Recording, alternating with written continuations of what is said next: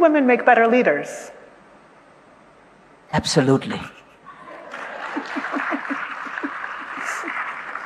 Don't want to call names, but I think if we look around, you know, and that's not just in Africa, but also if you look around in Europe, you look around, you see that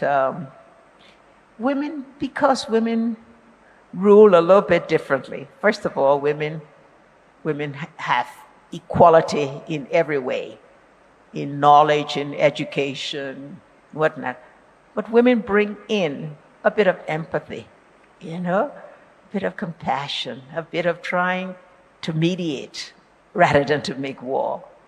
And I think if we had more women right now in the major powers, you would see faster action in trying to promote dialogue and mediation rather than the victors of war. What are you most excited about for Africa's future? Oh my goodness, Africa's future lies in us. Everyone who's part of the summit is definitely going to be part of the progress that's coming for Africa. I believe that Africa, our time is now, and especially for the young people. We have the youngest population in the world. The average age of an African is 19. The average age of a German or Japanese is 48. And we're soon going to be 40% of the world's population by the end of the century. So the innovation, the energy, the passion, the creativity of this youthful population is our greatest opportunity. It's going to transform Africa and it's going to transform the world. I just think the innovation that's coming out of the continent is one of the youngest continents in the world. So I think that's what I'm super excited to see, that solutions are being created from here with Africa in mind and so forth. They're born in technology, they understand technology, they want to use technology to apply it in different ways and apply it to challenges that they face and their communities face. Young people are the greatest resource that the African continent has. In the next 2050, we'll have a big working force of the youth. So the youth are the hope for me in Africa. All of us are going to be a part of it together. I've seen a lot of synergy and I've seen a lot of collaboration, but I've also seen real solutions coming from real people on the ground. As an Indigenous African woman, a former refugee, and a proud African woman, Sudanese, Darfuri, all of these different things, it's a monumental moment for me to be on the continent, being able to do all of this. There's so much opportunity, especially in the arts, and it's so innovative. So I'm really excited to be a part of Africa's future and just expanding the arts for the young people. Africa is, teeming with talent, teeming with creatives, teeming with pioneers and, opinion leaders and people who are ready to revolutionize the world. The women, the young women I've met, there's so many astounding young women who they don't even realize how spectacular they are, but they are spectacular. And the work that they're doing and the plans that they have, the mission that they are on, we let them have their way and let them fly, Africa will fly. The common ambitions of the continent in the form of the Africa Free Trade Continental Area, seeing that being implemented, seeing the more resolute position now by African leaders around a more climate resilient and environmental positive development. Well, I'm very excited that there is a country like Rwanda in Africa, because Rwanda is an example. I see the peace, the stability, the development, the reconciliation, the problem-solving spirit of the people. Dank.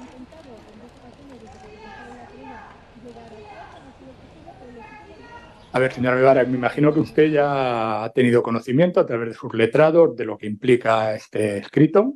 Sí. Ya sabe usted que tiene usted que reconocer los hechos y aceptar las penas. En otros casos daríamos lectura a las modificaciones que se han introducido, pero como este escrito ya viene firmado por usted, el tribunal presume que usted ha tenido pleno conocimiento de lo que consta en este escrito. Así es. Muy bien. Desde este conocimiento, ¿usted reconoce los hechos y se conforma con las nuevas penas que le han sido solicitadas? Sí. Muy bien. Pues puede volver a su... Gracias. A usted. Y este tribunal le impone 6 pena de prisión por cada uno de los delitos, de 6 meses por cada uno de los 6 delitos, y una multa del 50% de cada una de las 6 cuotas principales de fraude. Se declara firme y se da por acabada la vista pública. La señora Mebarak ha aceptado un acuerdo de conformidad Se trata de una decisión difícil y una decisión pues que ha sido muy madurada, pero no deja de ser una decisión complicada para ella y que ha estado motivada por la voluntad de centrarse en el cuidado de sus hijos y en su carrera profesional. Entonces, el equipo jurídico pues confiábamos y teníamos muy preparado el juicio y estábamos convencidos de que podríamos demostrar su inocencia, pero las circunstancias han cambiado y la señora Mebarak ha optado por aceptar este acuerdo por los motivos que acabamos de comentar.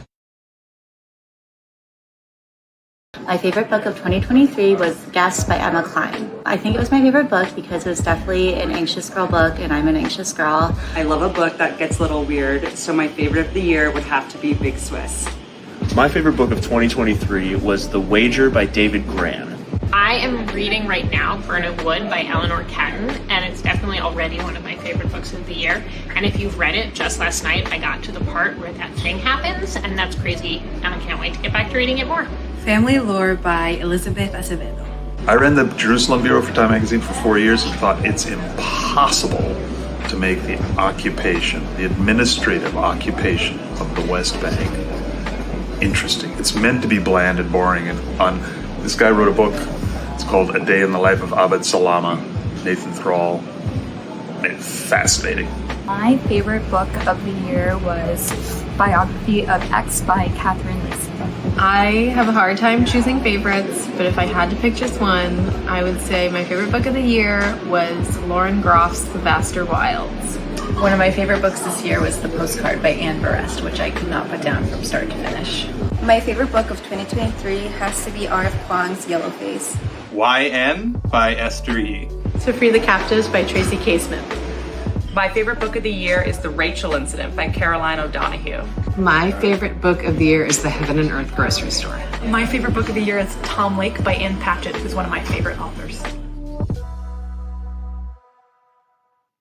We need to have ownership over our own narratives. I've had people come to me and they want to tell a story from the African perspective, but they want to do it in a way that pleases the West. They want to tell a story like this one, like that, like how the West did that, and how they told that story, and the heist, or the police procedural, or we have our own paradigms, and we have to embody our own paradigms and make sure that the world sees them and have an unapologetic expression of self. That's when we get heard and when they hear ourselves. This holiday season is estimated to bring some of the busiest travel days in U.S. history, building on a summer that was already record-breaking. First thing we want travelers to know is that there is some bad weather expected that could affect Thanksgiving travel. So the FAA's Command Center, as usual, is working closely with airlines to plan for and plan around any disruptive weather. National Weather Service meteorologists are housed at the FAA's 22 centers handling high-altitude traffic, and they provide down-to-the-minute weather predictions for exact arrival and departure routes in the busiest parts of the U.S. airspace. We want everyone to be prepared for changes due to weather, and travelers should be checking with their airline directly for the most up-to-date information about their flights, including any delays or cancellations. While we can't control the weather, we will also be using every tool at our disposal to keep cancellations and delays as low as possible in the first place, including working collaboratively with the airlines wherever that is the appropriate approach. If your flight gets canceled or significantly delayed for any reason, I want the traveling public to know that you are entitled to a full cash refund if you choose to take that refund rather than a rebooking. And if you have trouble getting an airline to honor that agreement, that's where we can come in. Make sure to let us know.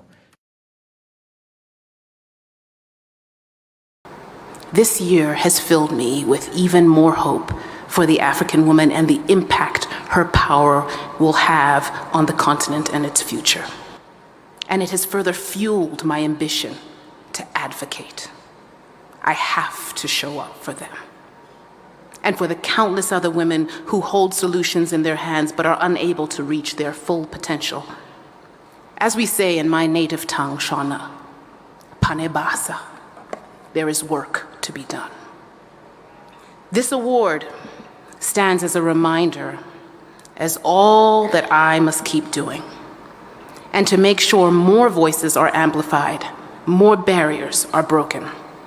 As I continue to create narratives that amplify the voice of African women, as I continue to seek to bring African storytellers onto global stages, to dispel stereotype, to disrupt status quo, to reach the goal of performance programs across Africa, so our narrative never goes unheard. Panebasa, there is work to be done.